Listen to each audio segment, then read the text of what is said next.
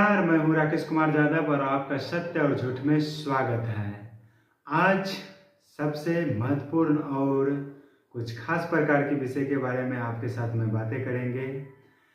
जैसे कि आप सब जानते हैं कि दिल्ली की नई सीएम जो रेखा गुप्ता जी हैं, उन्होंने अपना पद ग्रहण कर लिया है और उन्होंने शपथ से पहले कहा था कि मेरा जनता के लिए, दिल्ली की जनता के लिए सबसे पहला जो काम होगा वो होगा कि जो केक के लिए, सीएजी के लिए जो रिपोर्ट घटोला के बारे में कहा था उसको पटल पर लाना, उसे विधानसभा के पटल पर लाना है। और आज शपथ के कुछ ही दिन बीते हैं तो सीएम रेखा गुप्ता जी ने उसे सीएजी का रिपोर्ट विधानसभा के पटल पर खुद से दिल्ली की जनता, देश की जनता के सामने प्रस्तुत किया और उसमें बताया कि आप पार्टी जो है उसका मुखिया और जितने भी उसमें संलिप्त थे सब ने मिलकर पूरे 2000 करोड़ रुपया का घटोला किया है। तो ये अपने आप में बहुत बड़ी और बहुत मोटी रकम है। तो ये घटोला सीएजी का रिपोर्ट जो है ये प्रस्तुत किया कि अरविंद केजरीवाल साहब और उनके साथ जो भी संलिप्त है इसमें सब ने मिलकर दिल्ली की जनता, दिल्ली की राजस्व को बहुत बड़ी क्षति या घाटा पहुंचाई है।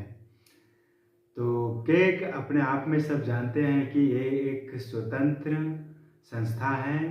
ये केंद्र और राज्य सरकार की जो भी खर्च, उसका सारा लेखा जोखा उसको पारदर्शिता के तरह से उसे पेश करते हैं। उस पर पूरी पैनी निगाह से उस पर ध्यान रखते हैं कि पैसा कहाँ से आ रहे हैं, कहाँ जा रहे हैं, सरकारें किस चीज़ में खर्च कर रहे हैं। सारा चीज़ केंद्र और राज्य सरकार के केक के द्वारा उसे देखते हैं, उसे समझते हैं। जैसे कि मैंने आपको पहले बताया कि ये पूरी तरह से स्वतंत्र संस्था है। इस पर किसी भी प्रकार की कोई राजनेता दल या कोई भी ऐसा सरकार जो दल में है, जो सत्ता में है, वो इस पर किसी भी प्रकार की कोई प्रतिरोध या कोई रुकावट इस पर नहीं कर सकता। ये एक स्वतंत्र तरीके से चीज़ों को जांच या इन्वेस्टिगेशन करते हैं और वो पटल पर, सदन के पटल पर रखते हैं और उसे मुख्यमंत्री या केंद्र में कहे तो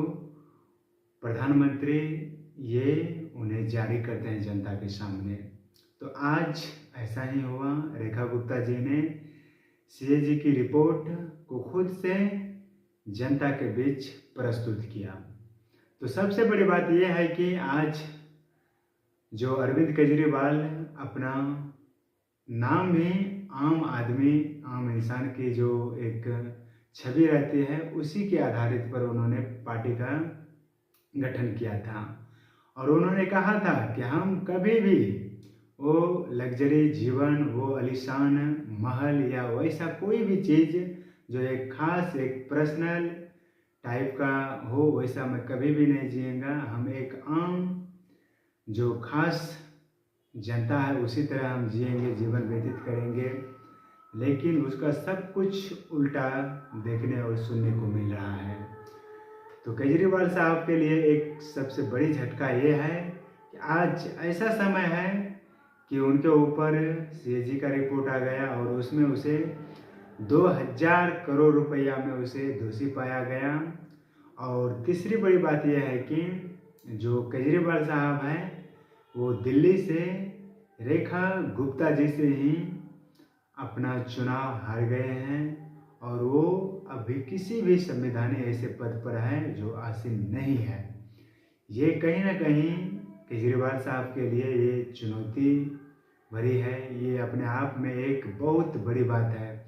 अगर ऐसे घटोला या ऐसे किसी भी चीज़ से बचने का एकमात्र सहारा होता है वो किसी संवैधानिक पद पर हो, तो देखिए आज केजरीवाल साहब ना तो दिल्ली से वो विधायक है और ना ही लोकसभा में वो सांसद है और ना ही राज्यसभा में वो सांसद है। कहीं भी ऐसा किसी भी पद पर वो नहीं है जो कॉन्स्टिट्यूशन उसे पावर दे।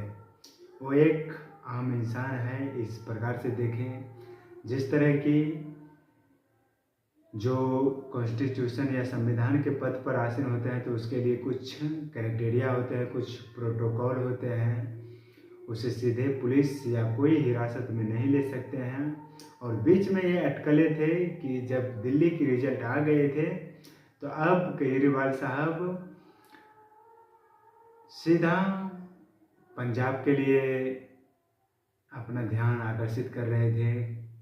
ऐसा मीडिया में भी आया था कि कहीं वो पंजाब का सीएम ना बने, लेकिन उन्होंने इस चीज़ को अपने आप में संयोग के रखा और आज वो एक आम आदमी का जो पार्टी है या आम आदमी की तरह जो उसका एक अपना चाल ढाल रंग रूप जो भी उन्होंने खाका तैयार किया है, तो उन्होंने ना तो पंजाब में अपना कोई ऐसे संवैधानिक पद पर स्थापित हुए, वो जिस अवस्था में था उसी अवस्था में है।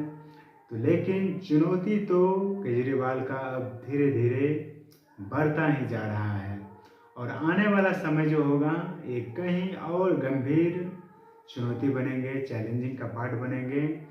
तो इसके लिए केजरीवाल साहब को कहीं ना कहीं कोई संवैधानिक पद हासिल करना होगा, चाहे वो राज्यसभा में ही सांसद का पद ले, अगर लोकसभा में वो कहीं जाते हैं या फिर अपना दल जो उसका पार्टी है विधानसभा में दिल्ली में, तो वहाँ भी उसे कोई भी सीट पर अगर विधायक दल के लिए वो अपने आप को प्रेजेंट करते हैं, विधायक बनते हैं, तो वहाँ उपचुनाव होगा और कोई सुनिश्चित नहीं है कि वो जीत भी सकते हैं।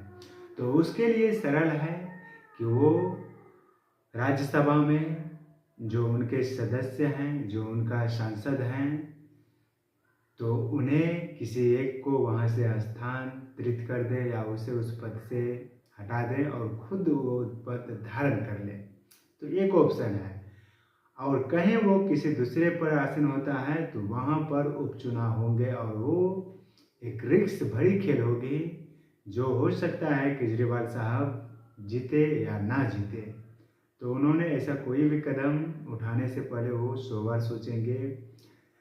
तो एक प्रकार से कहें तो केजरीवाल साहब के लिए ये एक बहुत बड़ी या बहुत विशाल प्रकार की आप कहें तो प्रॉब्लम जो भी आप कहें उनके सामने आ खड़ा हुआ है। तो देखेंगे कि समय के अनुसार क्या होते हैं और केक का जो CAG का रिपोर्ट आया है तो इस पर आगे क्या आप पार्टी लेते हैं और उसका एक्शन क्या होता है। और आज ही देखिए कि आप पार्टी का 12 विधायक को निलंबित कर दिया गया और वो एक शिष्टा एक सभ्य की वो सारी रेखाएं पार कर चुका था। तो दिल्ली विधानसभा में आज उनके आप पार्टी का 12 जो सदस्य थे, जो विधायक थे, उन्हें निलंबित कुछ समय के लिए कर दिया गया है। उसमें जो पूर्व CM थे आतिशी जी, उनका भी नाम है उसमें। तो ये आने वाला समय में दिल्ली की जो राजनीति है वो बहुत एक गर्माहट, एक बहुत बड़ी देश के लिए एक केस स्टडी के रूप में आएंगे।